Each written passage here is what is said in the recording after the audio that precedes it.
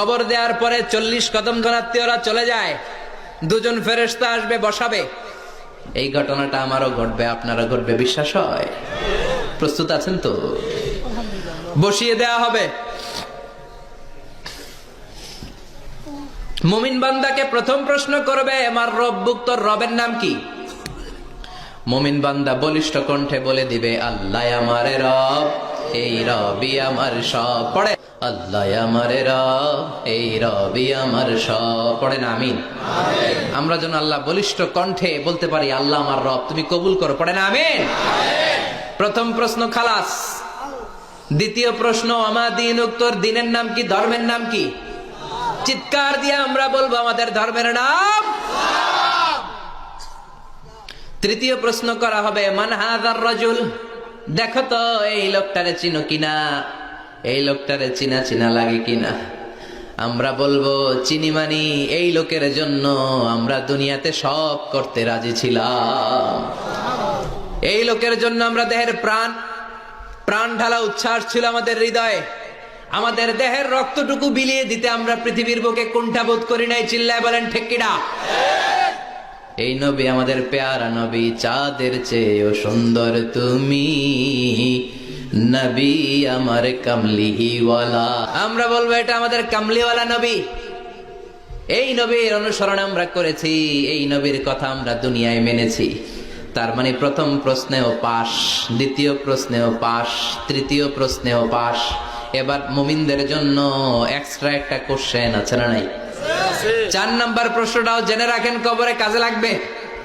তখন জিজ্ঞেস করা হবে, ওমা ইলমুক, ওমা ইলমুক, what is the source of your knowledge, what is the source of your answer. এই যে 3টা প্রশ্নের উত্তর দিতে পারলা বাঘের বাচ্চার মতো, তথ্যসূত্র কি, হোয়াট ইজ দ্য রেফারেন্স, করতে শিখছো, কোত্থেকে শিখেছেন বলে আসতে হবে।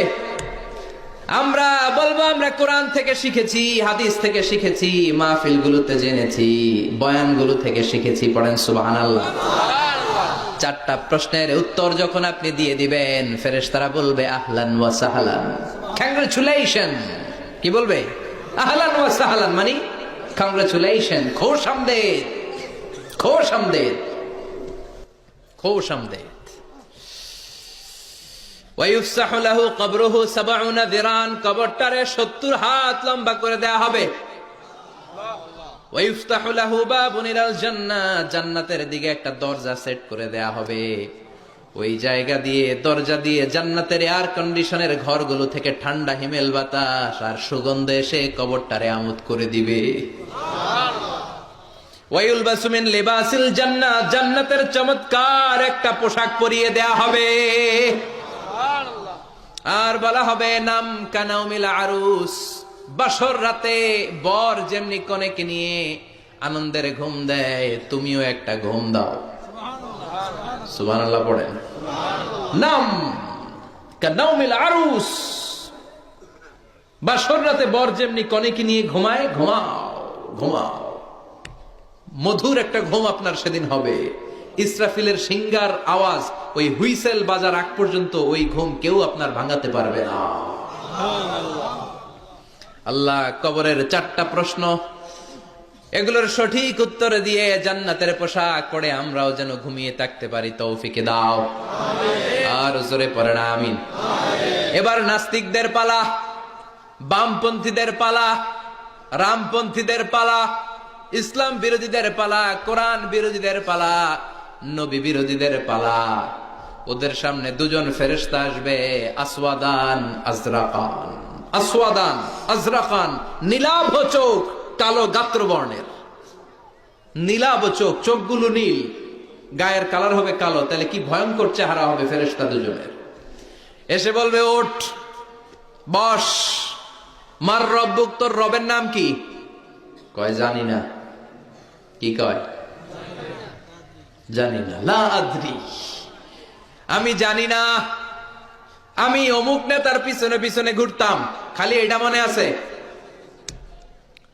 আমি মাও সেতুংকে নেতা মানতাম, আমি কার্ল মার্কসকে নেতা মানতাম, আমি নেতা খেতাদের পিছনে ঘুরতাম। রব কি, ইসলাম কি, দিন কি, কিচ্ছু আমি জানি না।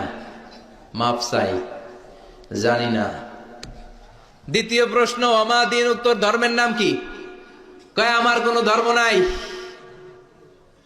আমার কোনো ধর্ম নাই, আমি হলাম নাস্তিক। আমি কি? কথা বলেন, আমি কি? আমি এক প্যাকেটের বিরিয়ানির সন্ধান পাইলে শাহবাগের প্রজন্ম চত্বরে যায় ডান্স দিতাম। এরকম ডাকায় তাছাড়া নাই। ওমার দিন, উত্তর ধর্ম কি? কয় জানি না, মাফসাই, আমি কিচ্ছু জানি না, ধর্ম টর্ম নাই আমার, আমি নাস্তিক। ফেরেশতারা বলবে, ও তুমি নাস্তিক, দাঁড়াও, আর একটা বাকি প্রশ্ন, এরপরে খেলা শুরু। ঠিক কিনা? 3 নাম্বার প্রশ্ন, ওমান হাদার রজুল, এই লোকটাকে চিনো কিনা দেখো। নাস্তিক বলবে, না চিনি না, তবে নাম শুনেছি, উনার বিরুদ্ধে আমি ব্লগে লিখতাম। এরকম ব্লগার আছে না নাই? ওনার পারিবারিক জীবন নিয়ে আমি মানুষের মধ্যে সন্দেহ উস্কে দিতাম। ওনার পুত পবিত্র চরিত্রের ব্যাপারে আমি দুনিয়ার বুকে মন্দ কথা বলতাম। ওনারে আমি গালি দিতাম। আমি ছিলাম ওনার বিরুদ্ধ শক্তি, ওনার পক্ষের কোন শক্তি আমি ছিলাম না, আমি সব সময় ওনার বিপক্ষে ছিলাম। ফেরেশতারা বলবে, হায় হায়, তুই তো 00, 100তে কত পাইছে? কথা কর।